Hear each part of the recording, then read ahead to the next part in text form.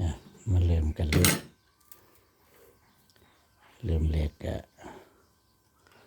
ขอบวายที่เราเตรียมไว้ขอบทางใน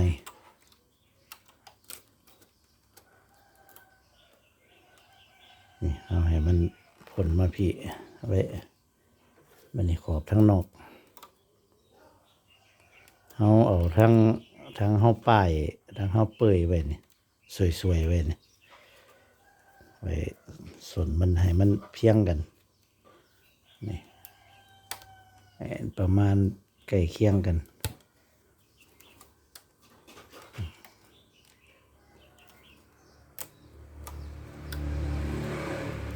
ก็มามัดทางห้างไปซะกันบ่ต้องมัดทีก็ได้มาทางห้างไป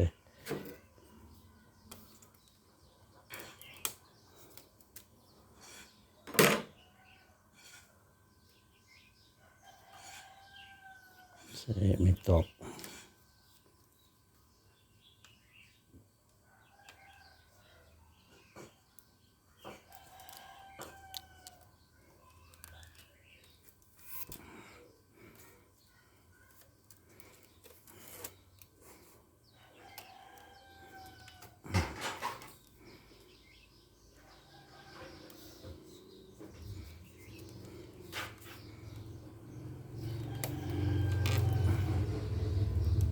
ส่วน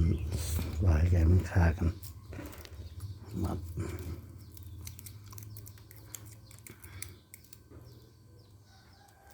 เอามาทางห่างไปเราจะค่อยมาสับวางกลางอีกก็ได้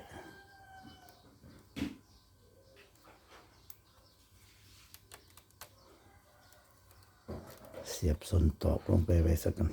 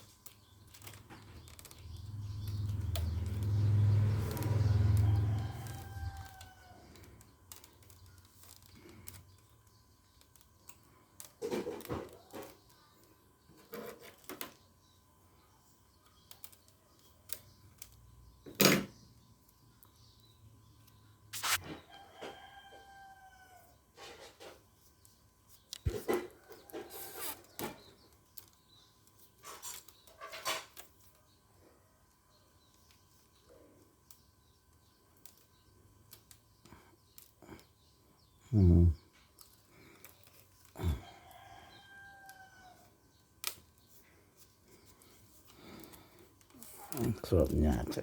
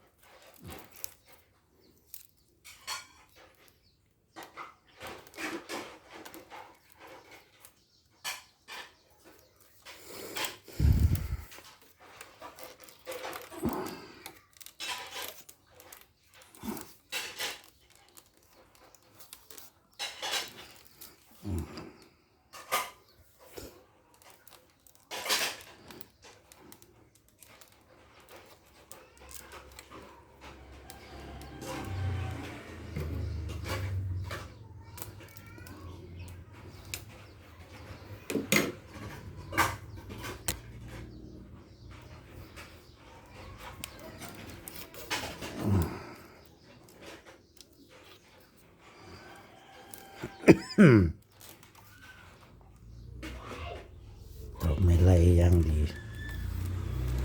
ตอกไม่ไหลมันเหนียวดี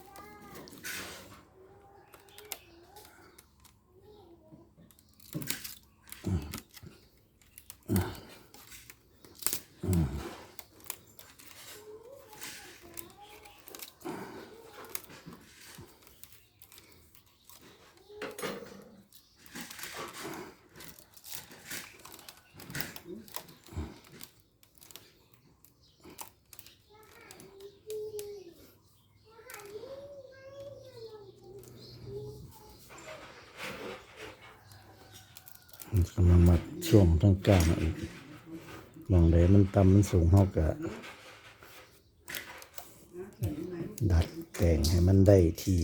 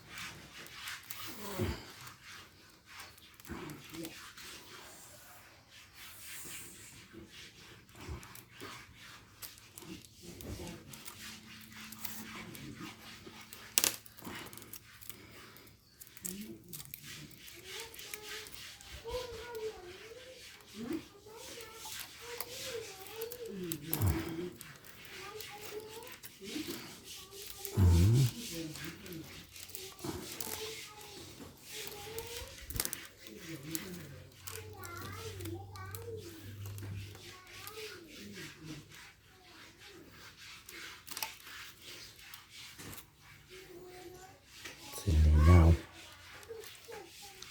เส้นทางนอกพอดีแต่ว่าเส้นทางในนี่ยาวเวลาเขานั่นเขาก็สิได้ปาดออกปาดออกเลยก็ได้มันยาวโพด ยาวโพดเขาปาดออกอันค่านี้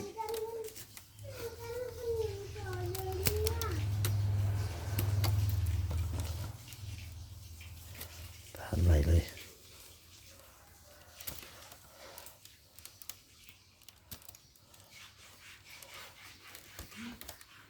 ไปบ่มที่มันยังน้ำลายน่ะนะบ่มน้ำลายที่มันยังนะเอาน้ำมาเทศกันเดี๋ยวเบิ้ง เวลาเขาขอบเขามัดเข่านี่มันสีเส้นทั้งในนี่ถอยหลังเส้นทั้งนอกเดินหน้า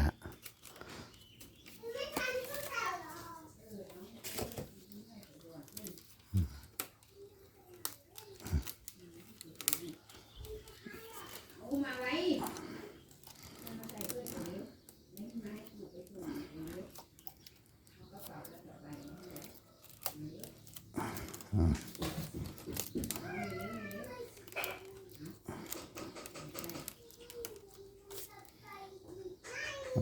ได้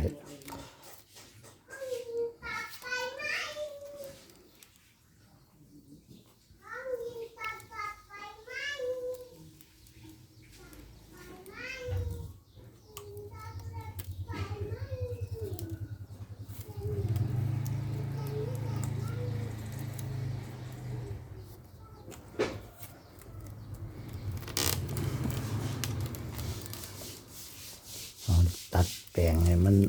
ได้พอดีแล้วก็บัดเฮามันเฮาก็มันสิง่ายเอาไปแช่น้ำไว้จักประมาณ20 นาที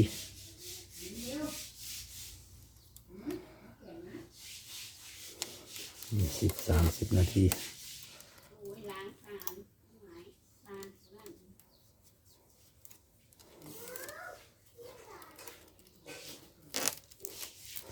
เอาโรงเรียนไปแล้วบ่ นี่คือวิธีมัดขอบหวายใส่ปากของ